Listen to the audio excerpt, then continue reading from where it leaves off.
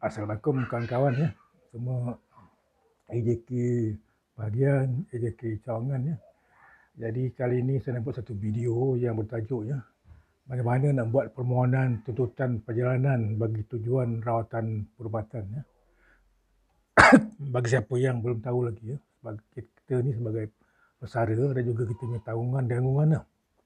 Macam isteri ke, suami ke, kalau kita kena pergi di luar kawasan kita untuk tujuan perubatan, luar bandar kita lah. Contohnya macam kes saya ni, dari Seremban saya kena buat rawatan di Serdang misalnya, ataupun di Hospital Kuala Lumpur, ataupun IJN lah, Institut Jantung Negara Tun Razak lah. Jadi saya sebagai pesara boleh menuntut ya perjalanan bagi tujuan itu. Dan ini saya pun cakap pun kerana pengalaman saya sendiri lah. Kerana isteri saya pun ada kes jantung ya. Dan dia kena pergi sekali-sekali lah ke IJN di Jalan Tun Razak, Kuala Lumpur. Dan tu, tapi dulu kerap pergi. Sekarang ni last kali saya pergi dalam bulan saya ingat bulan Jun lah, tahun ni. Dan next appointment bulan April tahun depan. Jadi dah 6-10 bulan lagi akan 10 bulan dia punya tempoh tu. Jadi kita sebagai pesara boleh menuntut ya. Jadi semua tempat kita menuntut tu lain ya. Macam pesara persekutuan ya, macam contohnya guru ramai kawan kita yang guru ni ya. Guru, polis, bomber, custom, kesihatan ya. Itu dikirakan pesara persekutuan. Bagi saya selalu sebut tu pesara power tu. Memang dia power lah. Contohnya bezakan dengan lain-lain. Kerana mereka ni kalau tuntutan mereka betul, memang lulus lah, tak ada masalah duit ya. Macam kes saya ni pesara PBT, pihak berkuasa tempatan. Dan macam kes saya ni dah, saya dulu kerja kat MPS, sekarang MBS, Majlis Bandaraya Seremban. Mereka ada duit ya, tak kisahlah. Jadi saya yang macam yang akan jadi masalah sikit, mungkin macam majlis daerah yang kecil-kecil lah. Saya tak sebut lah apa dia. Mungkin mereka ada sikit masalah kewangan. Jadi mungkin tuntutan mereka tak dipenuhi sepenuhnya. Itu je lah takutnya. Kalau federal tu yang saya kat power tadi, memang jangan risaulah. Kalau tuntutan mereka proper, betul, memang dapatlah tu. Jadi ya, kita boleh menuntut ya. Ini beberapa kali saya pakaikan borang lah. Ini borang ya, borang dia ubat B04, iaitu permohonan tuntutan perjalanan bagi tujuan rawatan perubatan. Borang ni lah yang saya gunakan sendiri borang ni untuk tuntutan saya di MBS ya. Dan mereka gunakan borang ni lah. Dan kita boleh pergi ke tempat kita rawat tu dengan menggunakan bas atau taksi, kereta api, kapal atau bot, kapal terbang, dan last sekali memandu sendiri ya. Jadi saya jumpa satu kes ya, di mana seorang pesara daripada Alustar, dia datang dengan kapal terbang. Jadi dia kata, saya tahu tu kenapa dia tiba-tiba dia risau lah, sempat balik ke Alustar ni kerana dia dah tunggu lama, jadi belum lagi dipanggil oleh doktor. Dia takut lepas kapal terbangnya, jadi dia tuntut kapal terbang lah. Jadi dia tuntut macam tu, dia tuntut KT, kod dia, kapal terbang. Macam saya ni MS lah, memang ada sendiri ya. Jadi ini borang dia. Dan saya ni kalau paling baik saya sebut dia pasal kita ni semua ada kereta kan, semua sihat belaka. Jadi boleh madu kereta. Kalau dia tak ada pun boleh kita punya keluarga pun boleh memandu ya. Jadi ya, kita mesti, yang pentingnya sekarang ni kita mesti jangan kita agak-agak lah. Macam saya dulu, yang pertama dulu saya tekan saya punya kereta tu, dia punya trip meter tu kosong. Lepas tu saya tengok berapa jauh saya ke AJN, saya tahulah kira macam-macamnya. Contoh rumah saya ni, daripada rumah saya ke AJN adalah 78 km. Tapi kita janganlah kita tuntut sekali je. Jadi kita pergi tu 2 kali lah. Pergi dan balik. Jadi dan selain daripada borang ni, kita adalah kena buat lampiran-lampiran yang wajib dilampirkan ya. Kalau tak borang je tak sah, nanti takkan terima oleh KWAP ya. Jadi yang pertama sekali adalah surat rujukan daripada hospital asal kita dapat rawatan tu. Macam kes saya ni, macam kes isteri saya tu di Hospital Tun Jaafar lah. Dan mereka kata isteri saya kena pergi ke AJN ke Kuala Lumpur lah. Jadi mereka dikeluarkan surat rujukan daripada Hospital Tun Jaafar kepada AJN. Tapi takkan nak pula saya nak lampirkan surat tu akan diambil oleh AJN ya. Jadi surat kita memadai, kita buat salinan surat tu, kita lampirkan surat salinan tu, asal tu.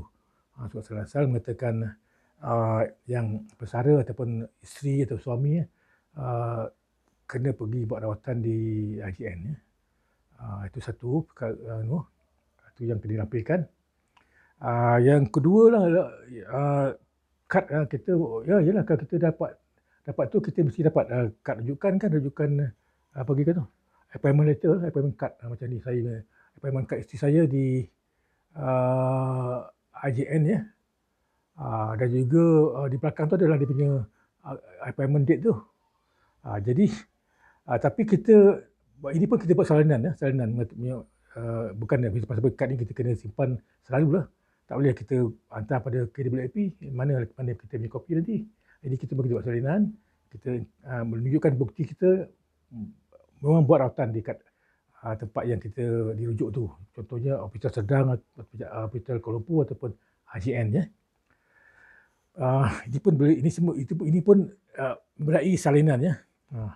Tapi yang ketiga lah, ni pun mustahak lah, banyak orang yang tu silap ni. Bila kita pergi ke pusat tu AJN contohnya, kita mesti minta time slip ya. Time slip ni bukan benda yang asing ya.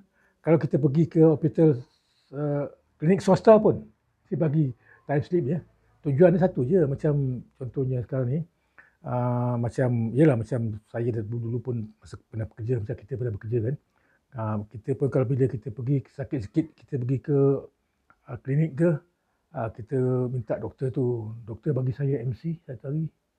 Tapi kalau dia bagi MC baguslah, MC lah cuti lah kita. Tapi kadang-kadang tu ada doktor tu dipikirkan dia ni doktor yang ikhlas lah kan, yang baik. Dipikirkan pekerja ni sakit sikit je. Bukannya teruk sangat. Dia bagi time slip. Itulah ada time slip ya. Itu menunjukkan time slip ni bukan benda yang asing ya. Mana klinik pun ada time slip. Di AJN pun ada time slip. Jadi kalau kita siapa-siapa pergi AJN ke Hospital Kuala Lumpur ke ataupun Hospital Sedang, pastikan bila nak balik tu ataupun masa nak masuk je tu kan, cakap pada doktor tu, saya nanti nak time slip tau. Dan juga time slip pun boleh tak mestinya masa kita dapatkan masa kita untuk dapat appointment doktor juga kan. Macam ada kes-kes macam AJN ya, dia bagi ubat tu, dia tak bagi ubat tu sekali ya, dia bagi dalam tempoh contohnya tempoh 4 bulan. Walaupun appointment tu akan datang lagi 6 bulan maksudnya. Dia akan bagi ubat untuk 4 bulan. Lepas tu kita kena datang ambil ubat je lepas 4 bulan tu. Itu pun ada time slip dia. Dekat farmasi pun ada time slip. Dia akan keluarkan time slip untuk menunjukkan yang pesakit tu datang untuk ambil ubat. Jadi yang pentingnya time slip tu hendaklah yang original ya, yang asal, bukannya salinan. Ada satu kes saya jumpa di Seremban ya. Seorang pesara tu mengadu yang pihak KWAP ya menolak permohonannya. Dia tak tahu kenapa lah. Dia kata, dia pun panggil saya, telefon saya pun jumpa dia. Saya tepatikan ada surat lampiran daripada KWAP, surat lampiran bukan telefon apa. Dia pulangkan satu set tu. Dia pulang balik satu set dia pada pemohon tu. Dia tulis tu ditolak kerana time slip adalah di photostat.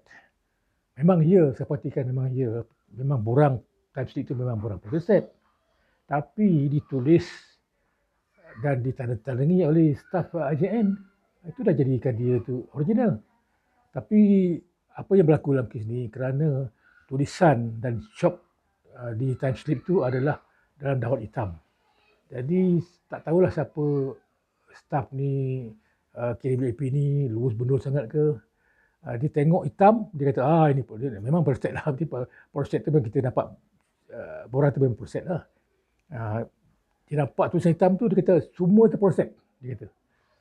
Jadi saya pun balas balik, saya pun tak nak lah buat kacau-kacau lah.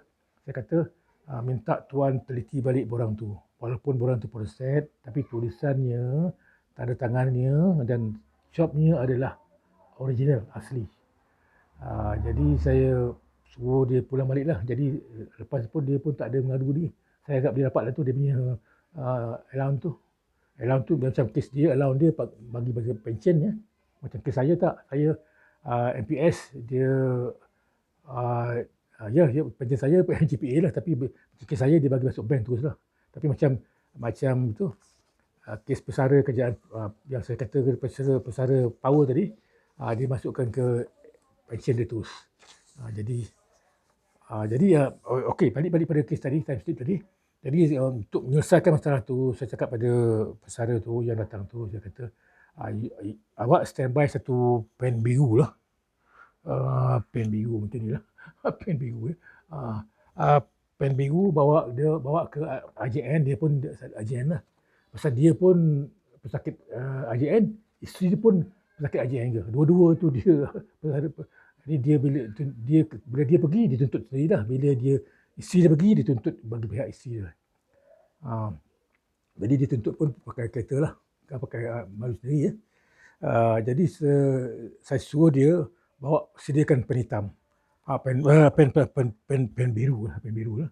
Jadi bila bila nampak, pastikan staf yang tulis timesheet tu, kalau mereka gunakan pen hitam, cakap tolong gunakan pen saya. Dia kalau tanya kenapa, katalah situ tu takut KWAP kata proses pula ya. Jadi cap tu hal lain lah. Cap tu yang penting tulisan tadi, tulisan biru lah. Jadi satu lagi kita boleh tuntut ya, selain daripada jarak kita pergi tu, kita boleh tuntut tol dan tuntut parking ya. Parking di hospital tu sekarang di macam nasib baiklah macam kes saya ni di AJN ya. Parkingnya gunakan touch and go lah. Jadi saya pun tuntut tol, touch and go, dan juga parking pun touch and go. Jadi tapi masalah sekarang ni, kita tahu sekarang ni bila di tol kita tak ada resit ya. Kita tak boleh bayar pakai cash lagi, kita gunakan kad touch and go lah. Jadi macam mana nak print receipt ya. Jadi kenalah kena cerdik sikit lah ni. Kena pergi ke website Touch and Go lah. Touch and Go, website Touch and Go, daftarkan kita punya kad. Kalau kita pakai My Card boleh ke? Dia pun walaupun kita guna My Card, ada nombor dia, tapi bukan nombor My Card kita lah. Nombor Touch and Go tu bukan nombor kita, bukan nombor IC kita ya. Tapi nombor Touch and Go. Gunakan My Card ke, daftarkan. Jadi dari itu kita boleh dapat balik, dia akan direkodkan oleh Touch and Go lah. Dan kita boleh dapat balik rekod dia, rekod kita gunakan sebagai tol ataupun parking ya. Dan kita cetak lah. Cetak tu kita boleh lampaikan dengan kita punya permohonan tadi, permohonan perjalanan tadi. Kenapa saya cerita ni kenapa walaupun sekarang ni kita ada kaunter My Pesara di setiap HOK negeri ya, tapi mereka tak buat tuntutan ni ya. Mereka tak, kalau siapa-siapa yang nak pergi buat tuntutan, mereka tak layan. Pasal yang dibuat khidmat yang dibagi oleh kaunter My Pesara tu di pejabat HOK sana ialah untuk contohnya untuk pension terbitan, tukar kad baru, tukar akaun bank, dan kemaskini maklumat lah. Itu saja yang dia berikan. Bukannya dan juga cetak statement pesara lah. Yang itu pun saya buat sebenarnya. Apa yang dibuat oleh counter pesara itu saya buat. Itu memang saya mengaku sendiri ya, boleh kata saya boleh buat, saya boleh mengaku yang counter pesara itu sebenarnya adalah tiruan kepada apa yang saya buat selama ni. Saya boleh mengaku macam tu. Jadi kerana dulu kita tahulah, dulu pun ada pegawai KPA datang ke pejabat kita ya, minggu pertama hari Rabu ya. Lepas tu sejak saya jadi setiausaha, saya kata tak payahlah awak tunggu sebulan sekali nak jumpa pegawai JPA ni. Awak datang hari-hari jumpa saya boleh aturkan borang-borang permohonan ni, saya boleh hantar ke JPA, ke KWAP, apa tu, saya boleh emailkan, saya boleh fax. Jadi itulah, itu saya punya, itulah. So itu saya kata tadi ya, counter my pesara tu timbul kerana bukan dari saya lah, yang sebenarnya daerah Seremban pun dulu Encik Dari Cimanan ya, sekarang ni kita punya menari Encik Dari Cimanan pun dia buat tu semua ni. Dia buat apa yang my pesara buat tu.